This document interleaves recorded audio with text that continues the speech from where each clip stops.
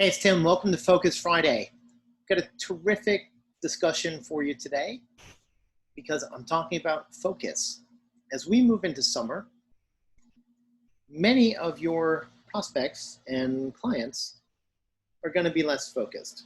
They're focused on enjoying some sunshine. As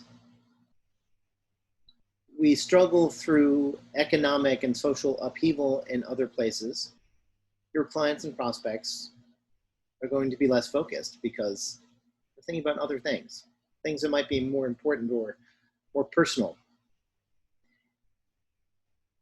So how do you keep your focus? How do you capture their attention? So relative to keeping your focus, it's hard, especially when the world is still weird because of coronavirus, and then there's the distraction of social unrest.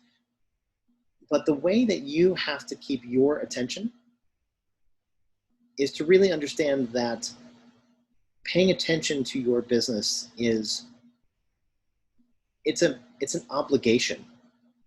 I want to make that stronger than a responsibility. It's an obligation because you have a moral obligation to your employees and your contractors, and to the people that you love, with whom you support with the money that you create in your agency or business. So if you take your eye off the ball of your business, you are going to end up not honoring that obligation, that mandate, that command that you create success and safety. So you have to find that in yourself. Now, how do we get your clients and prospects to pay attention to you when they might be thinking about other things? There's a couple of key thoughts around this. Number one is well, if you're thinking strictly in terms of advertising, it's visibility and awareness. But that's the wrong approach, because if we are communicating in a world that is full of noise around things that are ostensibly more important and profound than your offer this month, it's hard to justify the expense of trying to get above the noise.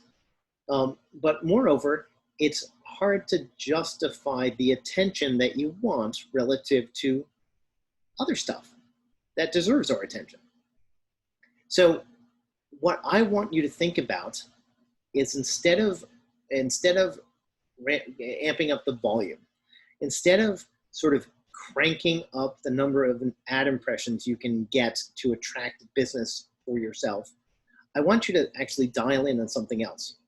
I want you to dial in on relevancy, on pointed, accurate targeting, and messages that make a difference. So what do I mean there? So instead of screaming at the top of your lungs, "Hey, e-commerce companies, come play with us because we drive the best ROAS, yay, yay, yay, go team," like that is very broad and very noisy. And in a world where people are distracted, it is almost impossible for you to be able to command attention with that kind of approach. So what I want you to do is think about it this way. Instead of screaming for all of the e-commerce companies, I want you to think, wow, the people that we work best with are fashion companies who are above $2 million in revenue. And instead of screaming that you want all of them, I want you to reach out and tell them something about their business that they don't already know.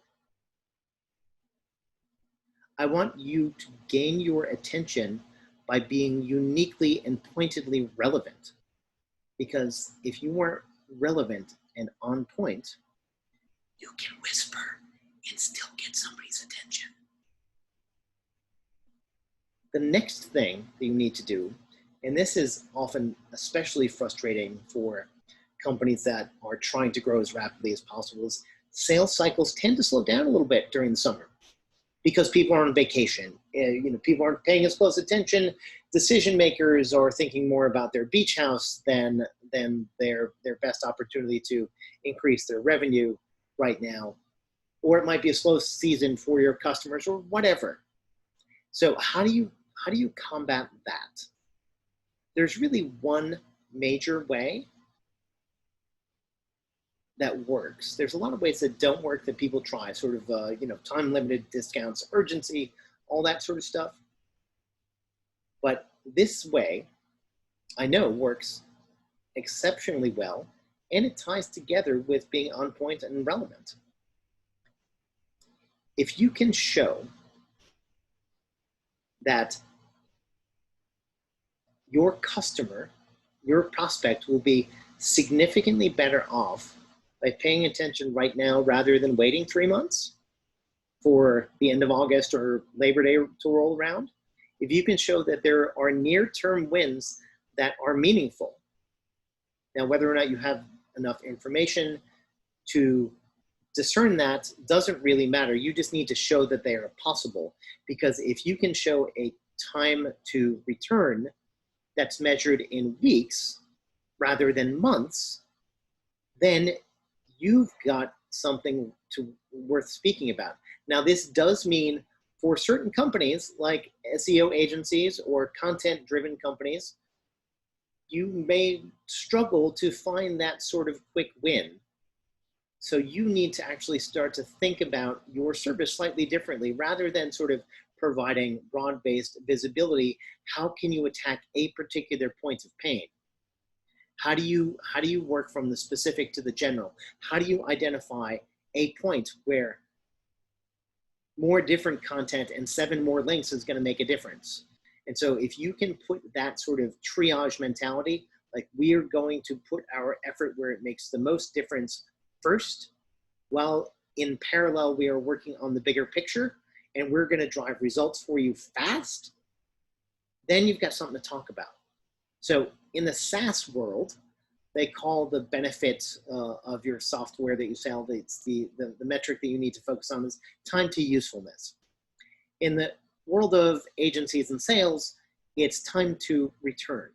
So how quickly do I start to get my money back relative to the fees that I've spent?